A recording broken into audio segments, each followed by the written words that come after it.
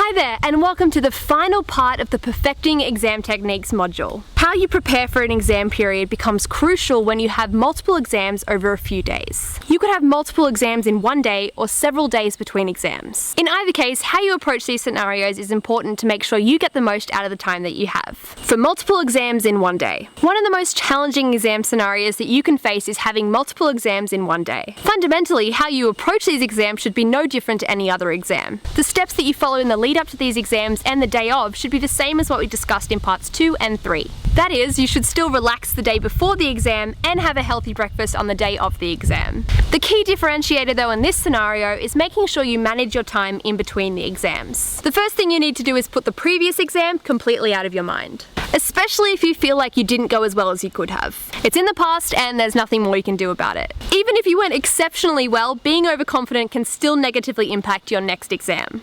Use the time in between to refresh yourself, rehydrate, and re-energize yourself. And avoid the temptation to start cramming because this will only make you feel stressed out. Instead, aim to keep your mind relaxed and focused. Remember, you've already done the work, you've studied hard, and you've done everything that you could have.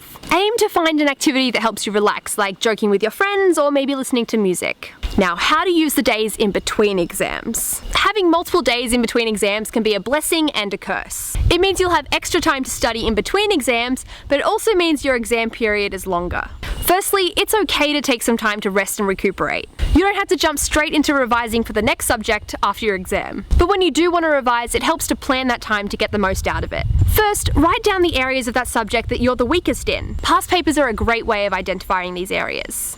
Then split the time that you have to revise according to which parts you think will need more revision. For example, if you're really concerned about one particular syllabus dot point, you'll want to allocate a higher proportion of time to studying and revising that dot point. The key is to create a timetable that allocates your times of study. This will help you make sure that you've covered all of your areas of study rather than being bogged down in one or two. The day before the exam, you should relax and maybe even minimize the amount of revision that you do that day. It's best to have your timetable developed early in the exam period so you can follow it the whole way through. The key that you should absolutely avoid is taking for granted the additional days that you have in between exams. That means avoiding the age-old trap of using these days to start your study.